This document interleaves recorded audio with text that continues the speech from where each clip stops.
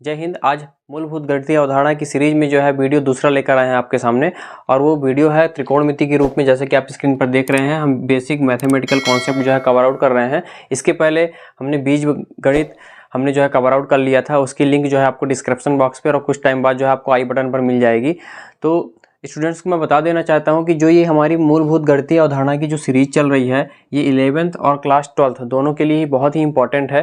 ठीक है, तो जो स्टूडेंट्स अगर क्लास 12th की अगर ये वीडियो देख रहे हैं तो उनके लिए भी बहुत फिजिक्स के लिए पर्पज़ से बहुत ही इंपॉर्टेंट है। क्योंकि जब भी आप न्यूमेरिकल सॉल्व करेंगे फिजिक्स का, चाहे 11th की सॉल्व करें या फिर 12th की सॉल्व करें, तो ये जो बेसिक मैथमेटिकल कॉन्सेप्ट हैं बहुत ही यूज़फुल होने वाले हैं। जब भी कोई फार्मूला डिराइव करोगे या फिर न्यूमेरिकल सॉल्व करोगे, तो इसके लिए इस जो कॉन्सेप्ट होता है बहुत ही इंपॉर्टेंट है। ठीक है गाइस, मैं फिर से बता देना चाहता हूँ कि अगर आप ये कॉन्सेप्ट क्लियर नहीं करेंगे तो आपको फिजिक्स बहुत ही टफ लगेगी। ठीक है, तो इस वजह से मैंने आपको बहुत ही इजी फिजिक्स लगे, बहुत ही आसान फिजिक्स लगे, इस वजह से मैं आपके लिए बेसिक मैथमेटिकल फाउंडेशन जो है लेकर आया हूँ आपके सामने। तो चलिए इसके नेक्स्ट वीडियो के लिए हम आप देख रहे हैं कि त्रिकोणमिति यानी कि ट्रिग्नोमेट्री, इसका सेकंड पार्ट है। हमने फर्स्ट पार्ट हमने ऑलरेडी सॉल्व कर लिया है। ठीक है, तो जो स्टूडेंट्स नहीं देखे हैं तो वो जाके वो वीडियो को जरूर देख लेंगे, डिस्क्रिप्शन बॉक्स पर उसकी लिंक मिल जाएगी। तो चलिए इसके ट्रिग्नोमेट्री की बात करते हैं। तो मैं आपको बता देना चाहूँगा स्टूडेंट्स कि ट्रिग्नोमेट्री में अपन को मैथ के पर्पज़ से नहीं पढ़ना है। ठीक है, हमको फिजिक्स के पर्पज़ से पढ़ना है। जितनी इंपॉर्टेंट फिजिक्स में जितना ट्रिग्नोमेट्री का जितना रोल है, ठीक है, 11th या 12th में जितनी भी मैथ यूज़ होने वाली है ट्रिग्नोमेट्री का, उतना ही मैथ अपन पढ़ेंगे। ठीक है, तो जो बायो के स्टूडेंट हैं या फिर मैथ के स्टूडेंट्स हैं, मैथ वालों को तो आई होप कि उनको प्रॉब्लम दिक्कतें नहीं जाएंगी, लेकिन फिर भी मैथ वाले भी रिवाइज कर सकते हैं। बहुत ही अच्छा कॉन्सेप्ट अपन एक्सप्लेन करते हैं। ठीक है, आई होप को आपको पसंद आएगा। और बायो वाले के लिए स्पेशली मैं बोलना चाहूँगा कि जो बायो के स्टूडेंट्स हैं वो ज़रूर देखें, क्योंकि बायो वालों के लिए मैथ जो है थोड़ा सा वास्ट हो जाता है, थोड़ी टफ हो जाता है। वो लोग क्योंकि साइकोलॉजिकल जो है ऐसा धारणा बना लेते हैं, अदरवाइज ऐसा कुछ भी नहीं होता है। हमको बहुत ही फिजिक्स और मैथ बहुत ही इजी लगेगी। ठीक है, तो चलिए शुरुआत करते हैं। तो सबसे पहले त्रिकोणमिति। तो त्रिकोणमिति का एक कॉन्सेप्ट होता है, हम सारे त्रिभुज की बात में नहीं करेंगे। हम एक बात करते हैं गाइस समकोण त्रिभुज की। ठीक है, समकोण त्रिभुज की बात करते हैं, जिसमें से एक समकोण त्रिभुज में अगर मैं इसको नाम दे दूं P, इसको Q और इसको R दे दूं नाम। ठीक है, हमने समकोण त्रिभुज को क्या नाम दे दिया? PQR। ठीक है, कोई भी नाम दे सकते हैं आप, ABC दे सकते हैं, BCD, कुछ भी नाम दे सकते हैं, XYZ भी दे सकते हैं। और ये समकोण चूंकि समकोण त्रिभुज है, तो इसका जो एंगल है कितने डिग्री का है? 90 डिग्री का है। ठीक है, तो आपको पता ही होगा कि त्रिकोणमिति अपन पढ़ रहे हैं, तो त्रिकोणमिति में मैंने आपको बता दिया कि आपको पता होता है कि समकोण त्रिभुज में जो सबसे बड़ी या लंबी भुजा होती है उसको हम क्या बोलते हैं? कर्ण बोलते हैं। ठीक है, क्या बोलते हैं? कर्ण, जिसको इंग्लिश में हाइपोटेनियस भी बोलते हैं। तो जो स्टूडेंट्स इंग्लिश मीडियम के स्टूडेंट्स होंगे वो हाइपोटेनियस भी लिख सकते हैं। ठीक है, अब अगर मैं आपसे ये क्वेश्चन करूं स्टूडेंट्स कि हम इसमें लंब और आधार क्या होगा? ठीक है, यानी कि बेस और परपेंडिकुलर क्या होगा? तो बताइए क्यू आर को हम क्या लिख दें? ठीक है, तो बहुत से स्टूडेंट्स होंगे कि वो बोलेंगे कि इसको आप आधार मान लें, इसको लंब मान लें, क्योंकि ऐसा दिख रहा है, लेकिन ऐसा नहीं है। ठीक है, अब तब तक लंब और आधार नहीं बता सकते हैं जब तक आपको कोण जो है डिफाइन नहीं हो जाता है। ठीक है, अगर कोई पूछता भी है आपसे कि बताइए कर्ण, तो मालूम है, क्योंकि कर्ण तो अपन देख के बता सकते हैं कि जो सबसे लंबी भुजा होती है वो कर्ण कहलाती है। ठीक है, लेकिन अपन को बेस और लंब तब तक अपन को नहीं बताना है, आधार और लंब हमको तब तक नहीं बताना है जब तक कि हमको एंगल हमको पता नहीं चल जाता। जैसे मान लीजिए गाइस, अगर हम इसको एंगल मान लेते हैं, ठीक है, कोई भी कोण मान लेते हैं, तो इसके जो कोण के सामने वाली भुजा हमेशा लंब कहलाती है। ठीक है, तो मैंने इसीलिए बोला कि जब तक हमको लंब नहीं मालूम पड़ेगा तब तक हम नहीं बता सकते हैं, सॉरी, कोण हमको जब तक नहीं मालूम पड़ेगा तब तक नहीं बता सकते हैं कि लंब क्या होगा कि आधार क्या होगा। तो जैसे इस केस में हमने इसको कोण इसको माना, तो इसके सामने वाली भुजा क्या हो जाएगी? लंब हो जाएगी, और इसके सामने वाली भुजा क्या हो जाएगी? ये आधार हो जाएगी। लेकिन मान लो सपोज हमने इसको मान लिया एंगल, इसको एंगल मान लिया। ठीक है, तो इसके कोण के सामने की भुजा क्या कहलाएगी? लंब, और जो आखिरी में बचेगा उसको हम क्या कहेंगे? आधार। तो इस प्रकार से गाइज आपको लंब, आधार और कर्ण का जो है डिसीजन लेना है। ठीक है, जब तक आपको कोण नहीं मालूम पड़ेगा तब तक आप नहीं बताएंगे कि लंब क्या होता है और आधार क्या होता है। ठीक है, तो मैं इसीलिए बेसिक जीरो से आपको शुरू कर रहा हूं कि आप इसको पहचानें, क्योंकि फिजिक्स में बहुत ही इंपॉर्टेंट रोल प्ले करने वाला है ये। तो आई होप को आपको बहुत ही सारे टॉपिक्स ईजी लगेंगे। ठीक है, तो वीडियो को जरूर देखिए गाइज, क्योंकि बहुत ही यूजफुल होने वाली है आपके लिए ये वीडियो। ठीक है, तो चलिए गाइज, इसके बाद हम अपन सामने की बात करते हैं। तो हमको तो पता है गाइस इसमें कितनी भुजाएं हैं? 3 भुजाएं पी क्यू आर, ठीक है। तो पी क्यू आर भुजाएं हैं। तो एक बात और विशेष बात गाइस कि जब भी आप ये वीडियो देखें तो अपने नोट्स जरूर बनाएं, क्योंकि नोट्स बनाएंगे तो पेपर टाइम पे रिवाइज करने में भी आसानी होगी और आपको फिजिक्स पढ़ने में भी बहुत ही यूजफुल हेल्पफुल आपको यह वीडियो लगेगी, ठीक है। तो चलिए इसके बाद आगे की बात करते हैं। तो इसकी 3 भुजाएं होती हैं और जो त्रिकोणमिति की जो भुजाएं होती हैं, ठीक है गाइस, जिसको हम बोलते हैं, इसकी जो भुजाओं को जो है अनुपात में बांटा गया है, जिसको हम त्रिकोणमिति अनुपात बोलते हैं। क्या बोलते हैं? त्रिकोणमिति अनुपात। तो चलिए त्रिकोणमिति अनुपात देख लेते हैं कि त्रिकोणमिति अनुपात क्या होता है, ठीक है। त्रिकोणमिति अनुपात क्या होता है? तो त्रिकोणमिति अनुपात कहने का इन द सेंस कहने का मतलब कि जो इनकी भुजाएं होती हैं ना, जो त्रिकोणमिति अनुपात होती हैं, ये कुल 6 होते हैं। कितनी होती हैं? टोटल 6 होती हैं, ठीक है। कौन कौन से होते हैं चलिए हम देख लेते हैं। पहला तो होता है साइन थीटा, दूसरा होता है कॉस थीटा, तीसरा होता है टेन थीटा, चौथा होता है कॉट थीटा, पांचवा होता है सेक थीटा और छठवां होता है कॉसेक थीटा। तो मैं यहाँ पास लिख रहा हूँ सेक थीटा और यहाँ पास लिख रहा हूँ कॉसेक थीटा। यहाँ पास सॉरी थीटा लगा लीजिएगा। तो चलिए इसके पहले गाइज मैं आपको एक छोटा सा ट्रिक बताने वाला हूँ, ताकि आपको इसमें बहुत ही यूज़फुल आने वाली है। जैसे कि आप देख सकते हैं, आपने ये लाल बटे कक्का, ठीक है, ये रफ्कार के लिए है। आप इसको नोट्स में भी लिख सकते हैं, क्योंकि बहुत ही आसान है लाल बटे कक्का। क्यों है मैं आपको बता रहा हूँ कि इसका यूज़ क्यों है, क्योंकि आपको ये ज़्यादा चीज़ें लर्न नहीं करना पड़े, ठीक है। ट्रिग्नोमेट्रिक फार्मूला आपको ज़्यादा याद नहीं करना है, आप खाली वीडियो देखेंगे। आई होप आप सारी वीडियो आपको लर्न हो जाएगा ऑलरेडी वीडियो को देखते ही देखते। तो सबसे पहले मैं बता दूँ कि एल फॉर होता है लंब, ए फॉर होता है आधार और के फॉर होता है कर्ण, ठीक है। तो ये स्टूडेंट इस पर थोड़ा ध्यान देना कि एल फॉर क्या होता है, ए फॉर क्या होता है और के फॉर क्या होता है, ठीक है। इसके बाद मैं बता दूं कि इसका होता है sign theta, cos theta, tan theta, इसको बोलेंगे कॉट थीटा, इसको बोलेंगे सेक थीटा और इसको बोलेंगे कॉसेक थीटा, इसको बोलेंगे कॉसेक थीटा, ठीक है। तो चलिए मैं अभी मैं इसका यूज़ बताता हूँ कि इसका यूज़ कैसे करना है। तो देखिए गाइस, जैसे कि क्या है साइन थीटा है, तो साइन थीटा में क्या होगा, देखो लंब बटे कर्ण, लंब बटे कर्ण, ठीक। सबसे पहले मैं इसको आपको प्रोसेस बता देता हूँ कि लंब बटे कर्ण है कि क्या है, ठीक है। साइन थीटा हो गया, इसके बाद कॉस थीटा है। देखो कॉस थीटा के बाद क्या है, आधार बटे कर्ण है, ये आधार बटे कर्ण। अब एक बात और विशेष बात यहाँ ध्यान देना कि जो एक साइन थीटा है और कॉस थीटा है, ठीक है, इन्हीं साइन थीटा और कॉस थीटा से ही सारे फार्मूला नीचे के जो है डेराइव हो रहे हैं, यानी कि आगे के फार्मूला इन्हीं साइन थीटा और कॉस थीटा से बन रहे हैं, ठीक है। तो जैसे कि आप देख सकते हैं साइन थीटा कैसे बनेगा, तो साइन थीटा कैसे बनेगा, सॉरी टेन थीटा कैसे बनेगा, इन दोनों का साइन थीटा में कॉस थीटा का भाग दे देना है, ठीक है। तो जब साइन थीटा बटे कॉस थीटा अपन करेंगे तो हमको क्या मिल जाएगा, टेन थीटा मिल जाएगा, ठीक है। और टेन थीटा क्या होता है, यहाँ देखो टेन थीटा होता है लंब बटे आधार, यहाँ पास आप लिख सकते हैं लंब बटे आधार। इसके अलावा गाइस कॉट थीटा है, और कॉट थीटा में आप देख सकते हैं कॉट थीटा में क्या होता है, जस्ट इसका अपोजिट होता है। अभी हमने साइन थीटा में कॉस थीटा का भाग दिया, कॉस थीटा में साइन थीटा का भाग दे दो, तो कॉस थीटा बटे साइन थीटा होता है, ठीक है। और cot theta is equal to हो जाएगा cos theta upon sine theta, और कॉट थीटा देखो क्या है, कॉट थीटा यहाँ पे है, कॉट थीटा होता है आधार बटे लंब, तो यहाँ आप लिख सकते हैं आधार बटे लंब, मैं शॉर्टकट में लिख रहा हूँ आधार बटे लंब, ठीक है। इसके अलावा क्या बच रहा है, सेक थीटा, तो सेक थीटा क्या होता है, ये होता है कॉस थीटा का अपोजिट होता है, ठीक है। तो कॉस थीटा का अपोजिट क्या हो जाएगा, 1 अपॉन कॉस थीटा। और सेक थीटा क्या होता है, देखिए सेक थीटा होता है कर्ण बटे आधार, कर्ण बटे आधार। इसके बाद कॉसेक थीटा जो होता है, ये कॉसेक थीटा जो होता है गाइस, ये जो होता है साइन थीटा का अपोजिट होता है, ठीक है। तो साइन थीटा का अपोजिट हो जाएगा, तो इसका मतलब क्या हो जाएगा, इसके बाद हम इसको लिख सकते हैं 1 अपॉन साइन थीटा।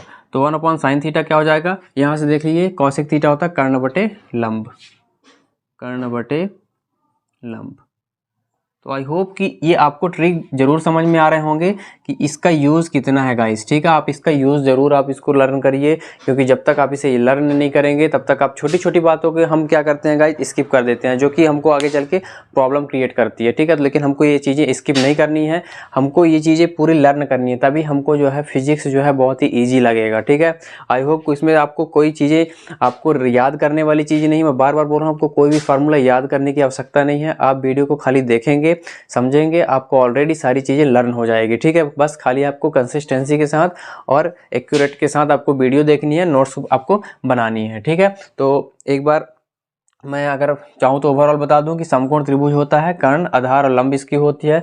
कोण हमको पहले डिफाइन करना होता है, और इस भुजाओं के अनुपात होते हैं। कितने अनुपात होते हैं, जिसे हम त्रिकोणमितीय अनुपात बोलते हैं, जो कि 6 होते हैं, और ये जो है 6 जो है अनुपात होते हैं। ठीक है, हमने जो है जिन स्टूडेंट्स को अगर लगता है कि हमको जो है ये याद नहीं है लंब बटे कर्ण, आधार बटे कर्ण, कि tan थीटा बराबर लंब बटे आधार होगा कि क्या होगा, तो मैंने उनके लिए लाल बटे कक्का, इसको बोलते हैं लाल बटे कक्का, मैंने ये ट्रिक दे दिया है। तो सारे स्टूडेंट्स इस ट्रिक को भी के माध्यम से ये सारी चीज़ें लर्न कर सकते हैं। ठीक है, इसके अलावा मैंने यहाँ पर ये भी लिख दिया है कि sine theta, cos theta, tan theta, cot theta, sec theta और कॉसेक थीटा। ठीक है, तो आप इसके जस्ट अपोजिट जो है आप इसको लर्न कर सकते हैं। चलिए गाइस, इसके बाद जो है नेक्स्ट अपन फार्मूला जो है देख लेते हैं। तो इसके बाद नेक्स्ट अपन का फार्मूला देख लेते हैं गाइस। जैसा कि आप स्क्रीन पर मैंने जो डायग्राम था यहाँ पास आपको साइड में बना दिया है। तो आपको पता होगा कि एक थे साइंटिस्ट त्रिकोणमिति जो ट्रिग्नोमेट्री अपन जब पढ़ते हैं तो एक पाइथागोरस थ्योरम आता है, नाम नहीं सुना होगा आपने,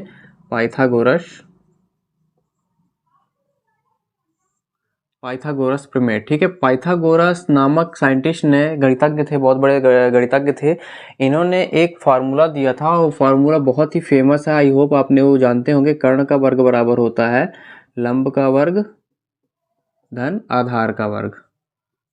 ठीक है, और मैं आपको बता दूं, कर्ण मतलब हाइपोटेनियस, लंब परपेंडिकुलर पी, और आधार मैंने बेस इसको डिफाइन कर दिया है। ठीक है, तो जो स्टूडेंट्स अगर इंग्लिश मीडियम के देख रहे होंगे तो इनके लिए भी जो है बहुत ही ईजी लगे। तो इसके लिए हम क्या फार्मूला बना सकते हैं, कर्ण का, अगर हम कर्ण की वैल्यू निकालें तो ये हो जाएगा लंब का स्क्वायर प्लस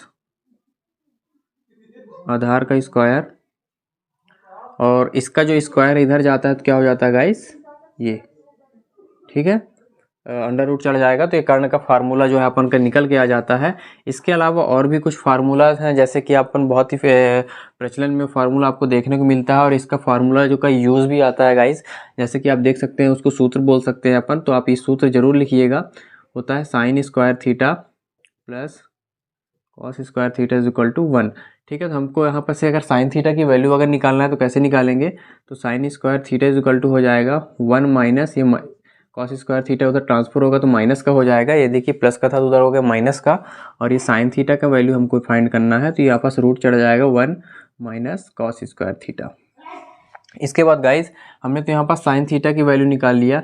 अगर हमको इसी में से, ठीक है, इसी में से कॉस थीटा की वैल्यू फाइंड करना है, तो हम इस यहाँ पर से कॉस स्क्वायर थीटा को हम यहाँ पे रोक लेंगे, और ये साइन स्क्वायर थीटा को अब उधर ट्रांसफर करेंगे, तो 1 माइनस साइन स्क्वायर थीटा हो जाएगा, और cos theta is equal to हो जाएगा 1 माइनस साइन स्क्वायर थीटा, और इधर जो है रूट चढ़ जाएगा। ठीक है, तो इस प्रकार से आपका कॉस थीटा की भी वैल्यू निकल जाती है।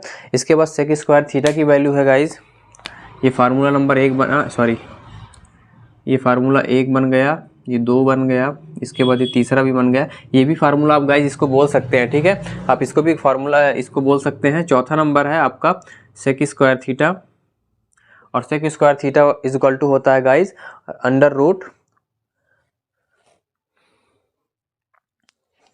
तो sec square theta is equal to होता है 1 प्लस टेन स्क्वायर थीटा। और इसके बाद पांचवा जो और लास्ट फार्मूला जो है इसका आप लिख सकते हैं cosec square theta, cosec square theta is equal to होता है 1 प्लस कॉट स्क्वायर थीटा। ठीक है, 1 प्लस कॉट स्क्वायर थीटा। इस प्रकार से गाइज आपके जो है, मुझे लगता है पाइथागोरस जो प्रमेय था इससे संबंधित जो है आपका ये फार्मूला भी जो है आपका कवर आउट होता है। इसके अलावा और भी बहुत सारे फार्मूला जो है ट्रिग्नोमेट्री के हैं, मैं आपको आगे भी इसमें करा ही रहा हूँ। तो चलिए इसके बाद नेक्स्ट फार्मूलाज देख लेते हैं। तो ये रहे आपके आगे नेक्स्ट आगे के फार्मूले गाइस। तो इसके अलावा मैं आपको इसको थोड़ा सा एक्सप्लेन कर दूं। ये जो फार्मूला है ये योग व अंतर का है, ठीक है। ये फार्मूला जो इधर जो लाइन मैंने क्रॉस किया है इधर, ये योग व अंतर के फार्मूला है। और ये इधर के जो फार्मूले हैं ये सी व डी वाले हैं, जिसे हम सी डी फार्मूला के नाम से भी जानते हैं। ट्रिग्नोमेट्री का बहुत ही कहा जाए तो बहुत ही इंपॉर्टेंट फार्मूला है गाइज। आप इसको लर्न करना पड़ेगा, आपको इसको याद भी करना पड़ेगा। तो मैं आपको इसमें एक्सप्लेन कर दूं। हो सकता है कि आपको बहुत छोटा छोटा देखे, लेकिन जिन स्टूडेंट्स को अगर हमारी वीडियो क्वालिटी बेहतर नहीं देख रही होगी तो अपने वीडियो रिजोल्यूशन को इंक्रीज़ कर लीजिए, ताकि हमारी वीडियो क्वालिटी आपको बेहतर दिखाई दे, ठीक है। तो चलिए मैं आपको बता दूं कि ये sine A plus B is equal to sine A into cos B plus cos into sine B, ठीक है। ये सारे फार्मूले गाइज मैं आपको रीड नहीं कर रहा हूँ, ये सारे फार्मूले आपके बहुत ही इंपॉर्टेंट है, तो आप इसको लर्न करिएगा। और ये सी डी फार्मूले गाइज आपको फिजिक्स जब आप सॉल्व करेंगे तो आपको देखने को मिलेंगे, ठीक है। ये तो इसके अलावा मैं बता दूं गाइज, आपने इसके सबसे पहले बीजगणित देखा। आज हमने जो है इस वीडियो में, आई होप को वीडियो लास्ट तक जो है हम जो है त्रिकोणमिति के सारे टॉपिक जो है कवर आउट कर लें। इसके बाद जो है इसके बाद सदिश देखेंगे, इसके बाद कलन देखेंगे, इसके बाद ज्यामिति देखेंगे। और इस प्रकार से हमारा जो मूलभूत गणितीय अवधारणा की जो सीरीज चल रही है 3 से 4 वीडियो में हम पूरे कवर आउट कर लेंगे। और इसके बाद जो है हम फिजिक्स पे जाएंगे, ठीक है। मैं फिजिक्स इसलिए अभी स्टार्ट नहीं किया हूँ गाइज, क्योंकि फिजिक्स अगर मैं डायरेक्ट पढ़ाऊँगा तो आपको बहुत ही टफ लगेगी, ठीक है। क्योंकि मैंने स्टार्टिंग में पहले ही वीडियो में सारी चीज़ें डिस्कस कर दिया था। क्योंकि अगर हम कोई भी वर्कआउट करते हैं, ठीक है, अगर हम जिम भी जाते हैं तो हमको उसके लिए वार्म अप करना पड़ता है। तो अगर हमको फिजिक्स पढ़ना है तो सबसे पहले हम उसके लिए तैयार तो हो जाएं। अगर हम बिना तैयारी के ही अगर हम फिजिक्स पढ़ेंगे, हम अगर मैथमेटिकल गणित की मूल अवधारणा के बारे में डिस्कस नहीं करेंगे, हम उसको नहीं जानेंगे, उसके बारे में अध्ययन नहीं करेंगे, तो हम को जो फिजिक्स जो है बहुत ही साइकोलॉजिकल तरीके से भी हार्ड लगेगी और प्रैक्टिकल तो हो ही जाएगी, ठीक है। तो इस वजह से आपको ये गणितीय मूल अवधारणा पढ़ना बहुत ही आवश्यक है। तो आई होप को आप इसको बहुत ही आपको इसको सीरियस लेकर, आपको क्लास को लेकर सीरियस लेकर पढ़ना है, ताकि आपको बिल्कुल भी टफ ना लगे, ठीक है। तो चलिए इसके बाद आगे के डिस्कशन करते हैं। तो सी डी फार्मूला आप इसको भी अपने नोट में राइट डाउन कर लीजिएगा, ठीक है। इसके बाद चलिए नेक्स्ट फार्मूला आगे के भी देख लेते हैं। आगे के फार्मूला पर डिस्कस करते हैं। और आगे का फार्मूला है, चलिए आप इसको ध्यान से पढ़िएगा, क्योंकि ये इस वीडियो का जो है सबसे इम्पॉर्टेंट फार्मूला है गाइज।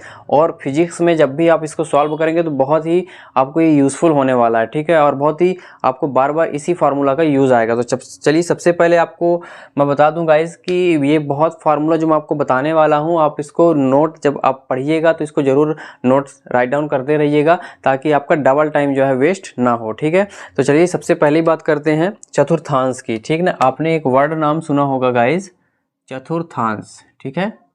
चतुर्थांश, हम इसके बारे में थोड़ा सा डिस्कस करते हैं, ठीक है, कि चतुर्थांश होता क्या है। क्योंकि मैथ का कॉन्सेप्ट होता है और 9th-10th में ये सारी चीज़ें बहुत ही रेयर कंडीशन ही होता है कि स्टूडेंट्स पढ़ पाते हैं। लेकिन जो 11th में मूव ऑन करते हैं, 10th से 11th में जो स्टूडेंट्स मैथ में मूव ऑन करते हैं, तो मैथ में तो वो चीज़ें कवर कर लेते हैं स्टूडेंट, लेकिन बायोलॉजी वाले स्टूडेंट्स के लिए दिक्कतें खड़ी हो जाती हैं, ठीक है। तो चलिए हम उसी को ध्यान में रखते हुए, स्टूडेंट्स को जीरो लेवल को ध्यान में रखते हुए, कि मैं तो इसी तर्ज पर पढ़ाता हूँ गाइज कि स्टूडेंट से कुछ नहीं आ रहा है, ठीक है। हम सामने वाले को जीरो समझ के ही पढ़ा रहे हैं, ताकि वो जो सबसे ऐसा बच्चा जो उससे कुछ भी नहीं आ रहा है उसके भी समझ में आ जाएगा ना। अगर आर्ट का भी बंदा है, अगर कॉमर्स का भी बंदा है, अगर ये वीडियो देख रहा है, अगर ये कॉन्सेप्ट समझना चाहता है तो उसके भी समझ में आ जाए। हमारा पर्पज़ ये होता है, ठीक है। तो चलिए हम इसके आगे की बात करते हैं। तो मैथ में होता है गाइस चतुर्थांश, ठीक है। चतुर्थांश होता है, तो चतुर्थांश मतलब नाम से ही इसमें शो हो रहा है कि चतुर्थांश का मतलब 4 खाने आपको बना लेने हैं, ठीक है। 4 खाने बना लेना है, जिसको आपको इसको जो है 0 डिग्री ये होता है, ये 90 डिग्री होता है, ये 180 होता है, सॉरी ये 180 होता है, और ये 270 होता है, ठीक है।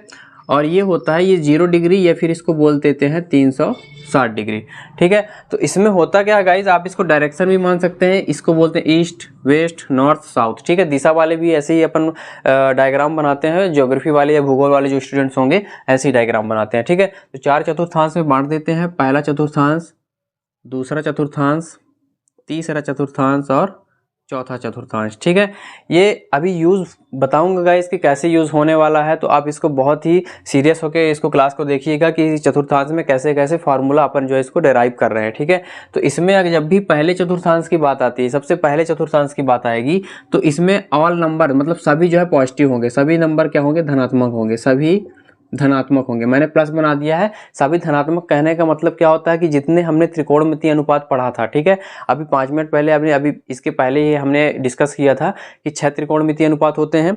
और इस त्रिकोणमितीय अनुपात जो 6 होते हैं, sine theta, cos theta, tan theta, cot theta, sec theta, cosec theta, इन्हीं की बातें हो रही हैं कि जो ये अनुपात होता है उसमें जो है पहले चतुर्थांश की जब बात आएगी तो सभी क्या होंगे, पॉजिटिव होंगे, यानी कि धनात्मक होंगे, ठीक है। और जब इसकी बात आएगी गाइस, जब द्वितीय चतुर्थांश की बात आएगी, जब द्वितीय चतुर्थांश की बात आएगी तो द्वितीय चतुर्थांश में केवल साइन और कॉसेक, ठीक है, ध्यान में रखना, केवल साइन और कॉसेक केवल क्या होंगे, पॉजिटिव होंगे, ठीक है, केवल साइन और कॉसेक।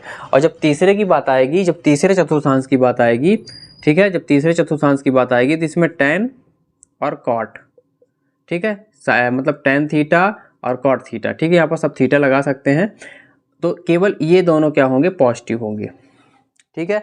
और जब चतुर्थ चतुर्थांश की बात आएगी तो इसमें कॉस थीटा और सेक थीटा, ठीक है, ये केवल पॉजिटिव होंगे। ये तो मैं आपको थोड़ा सा ऐसा डायग्राम बना दूं, एक सेकेंड, थोड़ा ये इसको हाईलाइट कर दूं तो आपको ये क्लियर रहेगा, ठीक है, ताकि आप इसमें कंफ्यूज ना हो। ये पहला चतुर्थांश, द्वितीय चतुर्थांश, तीसरा चतुर्थांश, चतुर्थ चतुर्थांश।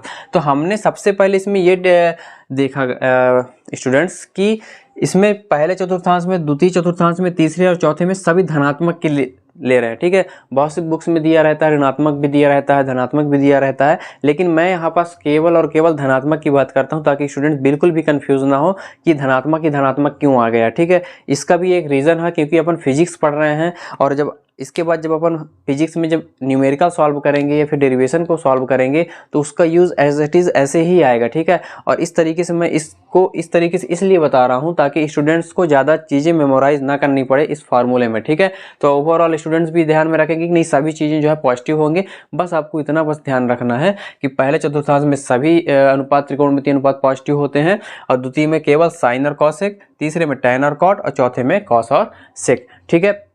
ये तो होता है रूल नंबर फर्स्ट, चतुर्थांश का जो रूल नंबर फर्स्ट होता है, ये रूल नंबर फर्स्ट हुआ, ठीक है। ये रूल नंबर फर्स्ट हुआ कि इसमें कौन सा पॉजिटिव होता है। सेकेंड रूल की बात करें तो सेकेंड रूल में गाइज आपका 90 और 90 डिग्री व 270 के केस में, ठीक है, जब इनकी बातें होगी ध्यान में रखना, जब ये 90 डिग्री और 270 डिग्री यानी 90 डिग्री और 270 डिग्री की बातें होंगी तो इसमें क्या चेंजेस आते हैं, ठीक है। तो ध्यान रखना, साइन थीटा है तो ये चेंज किस में हो जाएगा, कॉस थीटा में, ठीक है। और अगर कॉस थीटा है, अगर कॉस थीटा है तो ये चेंज हो जाएगा साइन थीटा में, ठीक है। इसके अलावा अगर मैं इसको बात करूं तो ये अगर टेन थीटा है तो टेन थीटा जो चेंज हो जाएगा कॉट थीटा में, और कॉट थीटा चेंज हो जाएगा टेन थीटा में, ठीक है। मैं भी आपको आगे एक्सप्लेन करूंगा कि कैसे सारी चेंजेस आ रहे हैं, ठीक है। आपको बिल्कुल घबराना नहीं है, मैं सारी चीज़ें एक्सप्लेन करूंगा। बस आप इसको पहले रूल समझो कि 90 डिग्री और 270 डिग्री की केस में क्या होने वाला है, ठीक है। इसके बाद सेक थीटा अगर होगा तो सेक थीटा अगर होगा तो ये कॉसेक थीटा में चेंज होगा, कॉसेक थीटा में, और कॉसेक थीटा दिया होगा तो ये सेक थीटा में चेंज होगा, ठीक है। किसके केस में, 90 डिग्री और 270 डिग्री के केस में, ठीक है। इसके बाद चलिए हम तीसरा रूल देखते हैं। ये तो दूसरा रूल हो गया, ठीक है, रूल नंबर दूसरा, नोट्स में भी आपको ऐसे ही लिखना है, ठीक है। इसके बाद रूल नंबर 3, रूल नंबर 3 में आपको 180 डिग्री और 360 डिग्री के केस में, ठीक है, 180 डिग्री प्लस नहीं लिखता हूँ, वह लिखता हूँ, ठीक है, 180 डिग्री व 360 डिग्री की केस में कोई चेंज नहीं, मतलब कि नो चेंज बोल सकते हो आप, ठीक है, नो चेंज, कोई भी चेंजेस नहीं आएंगे। मतलब कि अगर साइन थीटा है तो साइन थीटा ही होगा, कॉस थीटा है तो कॉस थीटा ही होगा, जैसे कि हमने यहाँ पास अभी बोला कि चेंज हो जाएगा साइन, लेकिन उस केस में 180 डिग्री और 360 डिग्री के केस में कोई भी परिवर्तन नहीं होगा। जो भी हमारा त्रिकोणमितीय अनुपात दिया होता है वही वैल्यू हमारी एज इट इज बनी होती है, ठीक है। चौथा रूल देख लीजिए, चौथा रूल क्या कहता है, चौथा रूल कहता है कि सभी ऋणात्मक कोण, जितने भी ऋणात्मक कोण होते हैं वो हमेशा चतुर्थांश में होते हैं, ठीक है। तो सभी ऋणात्मक कोण, यहाँ पर मैं लिख रहा हूँ, सभी ऋणात्मक कोण किस चतुर्थांश में होते हैं? चौथे चतुर्थांश में, चौथे चतुर्थांश में होंगे। ठीक है, तो ये गाइस इस प्रकार से आपका जितने भी चतुर्थांश है, चारों चतुर्थांश हमने जितना चतुर्थांश में जितने भी चारों रोल हैं हमने बता दिया है कि किस प्रकार से कौन से चतुर्थांश में क्या होने वाला है, पहला, सेकंड और तीसरा और फोर्थ। हमने चारों रोलों के बारे में हमने आपको डिस्कस कर लिया है। अभी चलिए मैं इससे रिलेटेड मैं कुछ फार्मूला आपको बताता हूं, और वो जब आप फार्मूला आप देखेंगे तो आपको वहां से सारे डाउट्स क्लियर हो जाएंगे। चलिए तो इसके हम जो है फार्मूला के बारे में देखते हैं।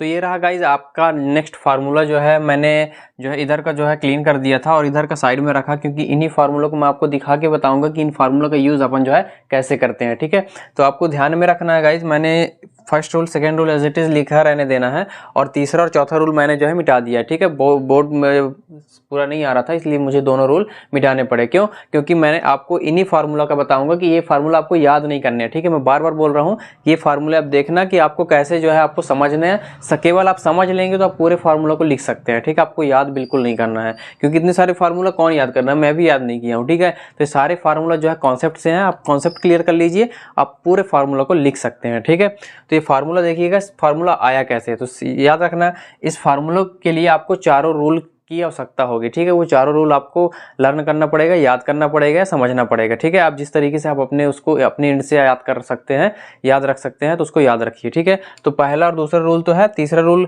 हमने क्या बताया था 180 और 360 वाला, और चौथा रूल था सभी ऋणात्मक वाला। ठीक है, तो चलिए सबसे पहले डिस्कस कर लेते हैं, इनकी बातें कर लेते हैं। सबसे पहले पहला वाला जो फार्मूला है ये कैसे आया, मैंने यहाँ पे टोटल 9 फार्मूले लिखे हैं। ठीक है, मैंने टोटल 9 फार्मूले लिखे हैं और एक एक फार्मूला बताऊंगा गाइस कि ये एक एक फार्मूला की आया कैसे। ठीक है, आपको बिल्कुल भी याद नहीं करना है, ध्यान में रखना। सबसे पहले अगर हमको साइन 90 माइनस थीटा, हमको इसका फार्मूला पता करना है कि साइन 90 माइनस थीटा क्या होता है, तो सबसे पहले हमको क्या पता करना होता है कि किस चतुर्थांश में है। ठीक है, उसके लिए कैसे मालूम पड़ेगा, तो हमको वो पता करने के लिए किस चतुर्थांश में है, तो सबसे पहले हमको यहाँ ध्यान देना है। ठीक है, ये 90 माइनस थीटा जो लिखा हुआ है, तो याद रखना इस चतुर्थांश को देखिए और चतुर्थांश को आप बताइए कि 90 यहाँ पास है और 90 माइनस थीटा मतलब 90 क्या हो रहा है, कम हो रहा है। ठीक है, तो याद रखना जब बढ़ेगा, मैं यहाँ पास एक एरो बना रहा हूँ। ठीक है, यहीं पास बना दे रहा हूँ। चलिए, अगर इधर जाएंगे तो हमारा पॉजिटिव होगा। ठीक है, और अगर इधर जाएंगे तो हमारा निगेटिव होगा। याद रखना ये बात जो है आपको याद रखना है। ठीक है, अगर इधर जाएंगे तो पॉजिटिव, इधर जाएंगे तो निगेटिव।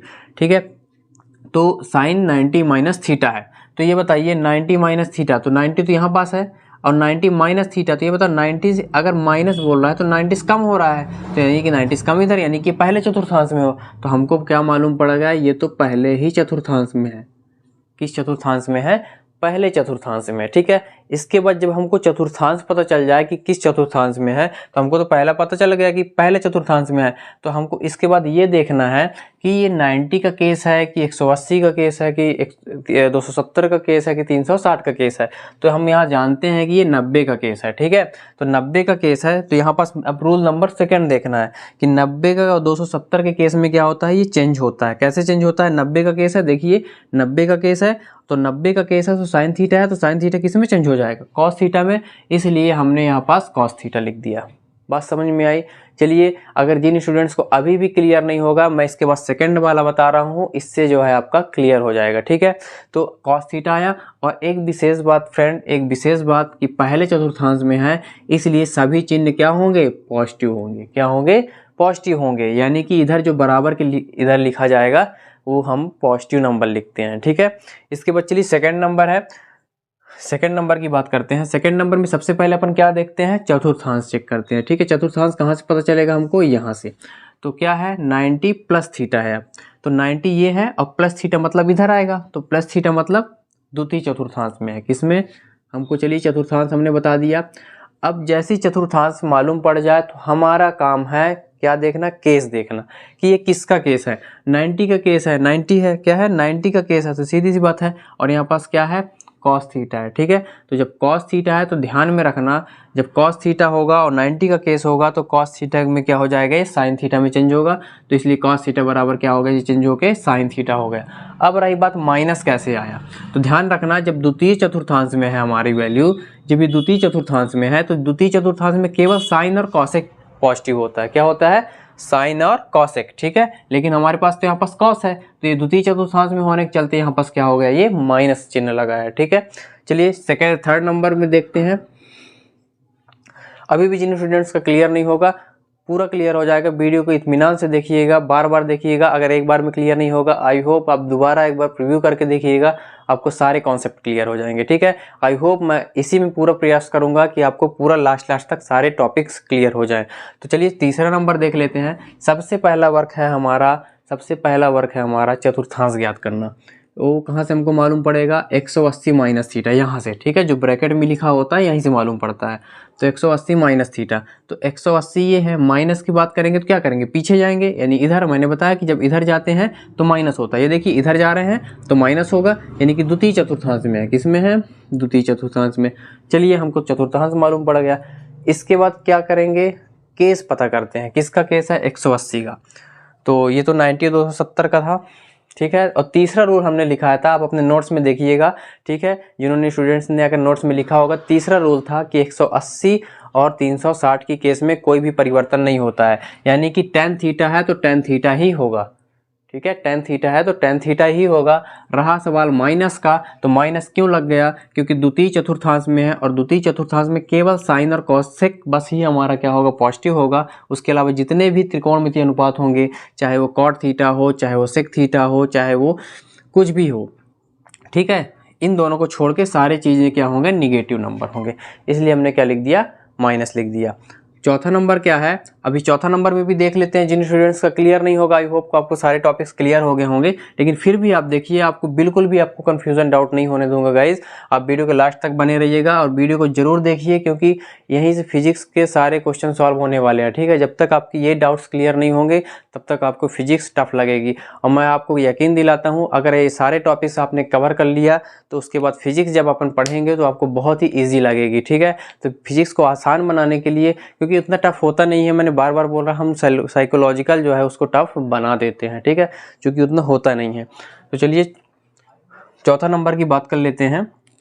180 प्लस थीटा, सबसे पहले हमको क्या फाइंड करना है, चतुर्थांश। चलिए मैं आपको यहाँ पास लिख देता हूँ, ठीक है। जो स्टूडेंट्स अगर देख रहे होंगे, सबसे पहले चतुर्थांश ज्ञात करना,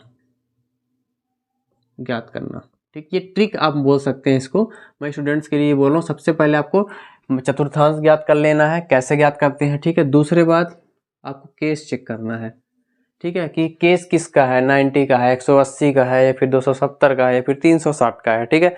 तो उसके बाद क्या करना है, केस चेक करना है कि किसका है। फिर उसके बाद क्या देखना है, उसके बाद हमको लास्ट में देखना है, हमने चतुर्थांश देख लिया, फिर उसके बाद केस देख लिया, फिर उसके बाद अपन देखते हैं कि यहाँ पास माइनस होगा या प्लस होगा। माइनस व प्लस का चेक करते हैं, ठीक है। इतना करने के बाद हमको फार्मूला मिल जाता है। चलिए अब इसके अकॉर्डिंग चलते हैं और कैसे फाइंड करते हैं। तो चौथा नंबर है 180 प्लस थीटा। सबसे पहले चतुर्थांश ज्ञात करते हैं। तो 180 प्लस थीटा किधर आ गया, तीसरे चतुर्थांश में आएगा। तीसरे चतुर्थांश में याद रखिएगा गाइस, 180 प्लस थीटा बोला तो जो अगला चतुर्थांश होता है इसी को लेंगे, ठीक है, इसको नहीं लेंगे, याद रखना। तीसरे चतुर्थांश के बाद ये नहीं कि हम तीसरा नहीं ले रहे हैं, चौथा ले लिए, हम जस्ट उसके अगला वाला टर्म को ही लेंगे, ठीक है, याद रखिएगा इसको। इसके बाद हमारा हो गया क्या, चतुर्थांश हमने पता कर लिया। इसके बाद हमने क्या करते हैं, केस पता करते हैं। दूसरा काम है हमारा केस पता करना। 180 का केस है तो 180 का केस, अब तीसरे रूल देखिएगा, उसमें कोई चेंजेस नहीं आते हैं। तो जब कोई चेंज नहीं आएगा तो tan का तो tan ही होगा, याद रखिएगा, tan का tan होगा। अब इसके बाद क्या होगा, तीसरा केस क्या हुआ, माइनस और प्लस चेक करना। तो वो कहाँ से पता चलेगा, हमारा चूंकि तीसरे चतुर्थांश में है तो tan और cot क्या होता है, प्लस का होता है, तो tan है, इसलिए हमारा क्या हो गया, ये प्लस का हो गया, ठीक है। इसी प्रकार से आपका 5वां नंबर है, इसी प्रकार से आपका 6वां नंबर है, ठीक है। तो आई होप कि आपको ये टॉपिक क्लियर हो रहे होंगे। और 7वां 8वां और 9वां मैंने लिखाया था कि सभी ऋणात्मक कोण चतुर्थांश में होते हैं, यानी कि चौथे चतुर्थांश में होते हैं। ऋणात्मक कोण, ठीक है। अभी बोलेंगे अरे आप तो यहाँ पास पॉजिटिव लिखे हैं, लेकिन मैं ऋणात्मक कोण की बातें कर रहा हूँ, ठीक है। ऋणात्मक कोण कहने का मतलब कि अगर आपको मिल गया मान लो -180 डिग्री या फिर -270 डिग्री, उस केस में आपका ये वैल्यू आपको होगा, मतलब माइनस का है तो माइनस आएगा, ठीक है। और प्लस के लिए कॉस कराएगा तो कॉस, क्योंकि इसमें देखिए साइन का था तो इसमें केवल कॉस और सेक, तो कॉस बस पॉजिटिव होगा, इसके बाद सेक का भी पॉजिटिव होगा, लेकिन मैंने केवल 9 इसमें 7 8 9 केवल 3 ही फार्मूले बताए हैं चतुर्थांश के लिए, ठीक है। आगे के फार्मूला जब अपन फिजिक्स पढ़ेंगे और यूज आएगा तो हम वहाँ भी अपन जो है आपको इम्प्लीमेंट यहाँ कर देंगे। तो आई होप को आपको ये टॉपिक जो है पूरा जो है आपको ईजी वे समझ में आ गया होगा। जो स्टूडेंट चाहे तो स्क्रीनशॉट भी ले सकते हैं, तो जल्दी से स्क्रीनशॉट ले लीजिए। तो आई होप को आपने स्क्रीनशॉट ले लिया होगा। चलिए इसके बाद लास्ट और बहुत ही इंपॉर्टेंट फार्मूला है, जो कि मैथ्स के स्टूडेंट्स के लिए भी बहुत इंपॉर्टेंट है और फिजिक्स के लिए तो है ही। तो चलिए इसके बाद नेक्स्ट फार्मूला की बात करते हैं। इसके बाद गाइज आपका नेक्स्ट फार्मूला है, जो कि ये लास्ट फार्मूला है। तो आई होप को आपको सारे टॉपिक्स क्लियर हो रहे होंगे। तो फार्मूला ये गाइज आपको बहुत ही इंपॉर्टेंट फार्मूला है, मैं आपको बता दूं, क्योंकि कई बार पूछ देता है कि tan 45 का मान बताइए। तो सबसे पहले इसको याद करने का तरीका भी बता देता हूँ। केवल आपको sin 0 का मान याद करना है। sin 0 का मान 0 होगा, sin 30 का मान 1/2 और sin 45 का मान ऐसे कर करके केवल साइन का याद कर लेना है। इसके बाद cos का क्या करना है, जस्ट इसका अपोजिट कर देना है, ठीक है। इसका 1 है, इसका √3/2 है, इसका 1/√2 है, इसका 1/2 है और इसका 0 हो जाएगा, ठीक है। और tan थीटा बराबर आप तो जानते हो, tan थीटा बराबर होता है गाइज, मैंने इसके पहले मैंने आपको पूरा बताया था tan थीटा। तो tan थीटा बराबर क्या होता है गाइस, साइन थीटा बटे कॉस थीटा, ठीक है। तो साइन थीटा बटे जो कॉस थीटा होता है, मैंने इसके पहले आपको वीडियो में बताया था कि साइन थीटा बटे कॉस थीटा होता है। तो साइन थीटा और कॉस थीटा को जब आप इसको भाग दोगे तो आपको ये वैल्यू पूरी मिल जाएगी और लास्ट में आपको इनफाइनाइट कर देना है। चलिए ठीक है, आपको ये फार्मूला भी आपको राइट डाउन कर लेना अपने नोट्स में। इसके बाद कोणों की माप, क्योंकि कोणों की माप को सीधा इसमें 1 नंबर का भी क्वेश्चन में कई बार फिजिक्स में देता है और इससे क्वेश्चन बनता ही बनता है। और मैथ वालों के लिए भी बहुत ही इंपॉर्टेंट है कि रेडियन को डिग्री में चेंज करिए या डिग्री को रेडियन में चेंज करिए, ठीक है। तो चलिए मैं इसको बात करता हूं कि पाई रेडियन, ठीक है।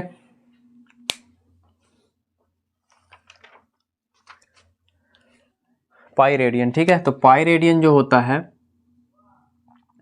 पाई रेडियन बराबर होता है 180 डिग्री, ठीक है गाइस। आपका कितना होता है 180 डिग्री और π/2 यानी कि पाई का आधा, तो π/2 रेडियन बराबर हो जाएगा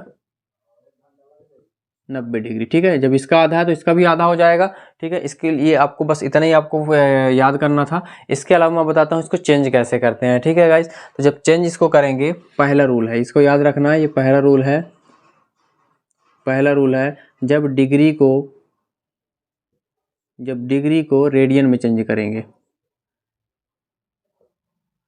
जब डिग्री को मतलब कि जब क्वेश्चन हमारा डिग्री में दिया होगा और हमको रेडियन में चेंज करना है, रेडियन में मान पूछ रहा है क्वेश्चन में, तब अपन को क्या करेंगे, तब वहाँ पे हम करेंगे, हम π/180 से मल्टीप्लाई कराएंगे, ठीक है। π/180 से, यानी कि π/180 से क्या कराएंगे, गुणा कराएंगे। याद रखना कि π/180 से गुणा कराएंगे। और जब दूसरा रूल क्या है, जब रेडियन को डिग्री में बदलेंगे, ठीक है, जब रेडियन को डिग्री में बदलेंगे तो 180/π से गुणा करेंगे। याद रखना है यही चीज़ है, इसमें ज़्यादा चीज़ें मुश्किल नहीं है। तो चलिए हम इसका एक क्वेश्चन भी कर लेते हैं। सबसे पहला वाला रूल का क्वेश्चन करते हैं। तो सबसे पहले वाला रूल का क्वेश्चन है एग्जाम्पल नंबर 1। अगर हमको क्वेश्चन में दिया होगा गाइस कि 30 डिग्री है, ठीक है, या फिर 60 डिग्री है, मैं मान लेता हूँ 30 डिग्री, ठीक है। 30 डिग्री को बोल दिया है कि 30 डिग्री को रेडियन में चेंज करना है। तो इसके लिए अपन को क्या करना है, हमको चेंज करने के लिए डिग्री में दिया है, रेडियन में चेंज करने के लिए हमको क्या करना है, गुणा करना है ना। यहाँ पे ये गुणा का चिन्ह बना दिया हूँ, ठीक है, ताकि आपको याद रहे कि गुणा करना है हमको। तो 30 डिग्री को अगर हमको रेडियन में डिग्री को रेडियन में चेंज करना है, क्वेश्चन डिग्री में दिया है, रेडियन में चेंज करना है, तो π/180 करेंगे, ठीक है। तो इससे ये कैंसिल हो जाएगा, 6 आ जाएगा, तो वैल्यू आ जाएगी π/6, ठीक है। मतलब हमको पाई में मान बताना है, हम पाई में मान ही बताना हमारा क्या कहलाता है, रेडियन कहलाता है, ठीक है।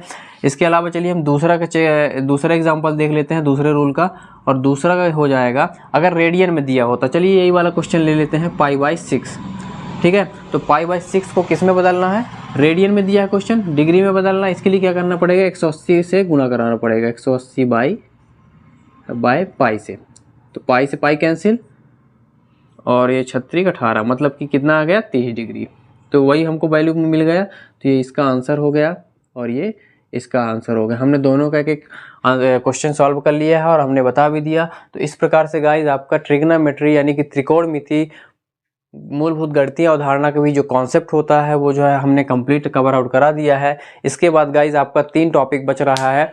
कौन कौन से गाइज? एक सदिश बच रहा है, दूसरा कलन बच रहा है और एक तो ज्यामिति बच रहा है। ठीक है, हम नेक्स्ट पार्ट में एक एक करके उनको भी हम उसको कवर आउट कराएंगे और होप इन तीनों टॉपिक को कवर होने के बाद आपका फिजिक्स शुरू करेंगे। और फिजिक्स शुरुआत करते ही आपको बहुत ही मज़ा आने वाला है, क्योंकि बहुत ही ईजी तरीके से हम फिजिक्स को लर्न करेंगे और पूरा 11th कोर्स का जो है सिलेबस जो है कवर आउट कराएंगे।